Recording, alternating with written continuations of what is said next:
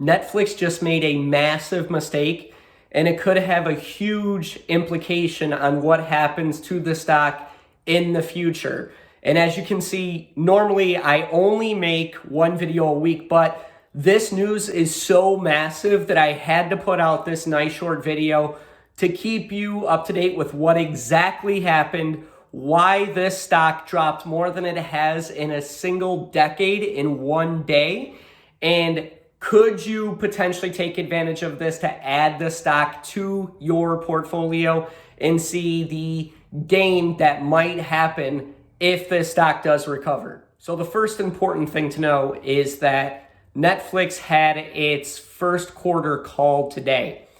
And on the call, they mentioned that they lost 200,000 subscribers in the first quarter alone, which in and of itself was enough to tank the stock. But then they went as far as to say that next quarter, they're anticipating losing 2 million subscribers, therefore tanking the stock even further. So in one day today, this stock has lost $130 a share and 40% of its total value, which is ridiculous for one stock to lose 40% in a single day. But does that mean you should add it to your portfolio? And really, that's completely up to you, because what they said next is really going to hurt the stock long term, but that doesn't necessarily mean it won't recover. When they were on this first quarter call and they talked about the losing of 200,000 subscribers, they were talking about the reasons why they lost these subscribers. And what they said was they feel that they've lost these subscribers because their current subscribers are sharing their login information with their family and friends. Therefore, there's no reason for these people to continue to renew their subscriptions or to even buy new subscriptions. So basically, they're passing the buck to their current customers.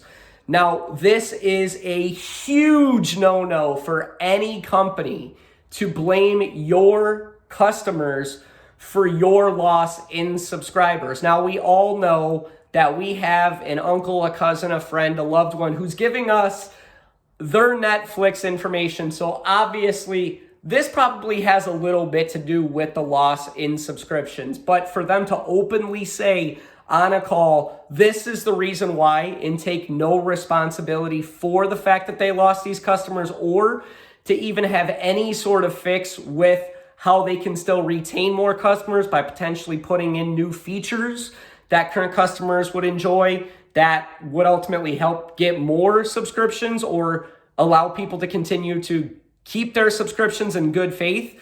Instead of doing that, they decided to pass those unfortunate numbers down to the customer, stating that it was their fault. Now, what does this mean for the future of Netflix? Obviously, this does not look good for their leadership team. They're going to be in damage control for a little bit of time, and we might even see a changing of hands, if you will, for who's actually in charge of running the company. But can we rightfully expect Netflix to get back to their glory as the number one streaming company? I think that we can.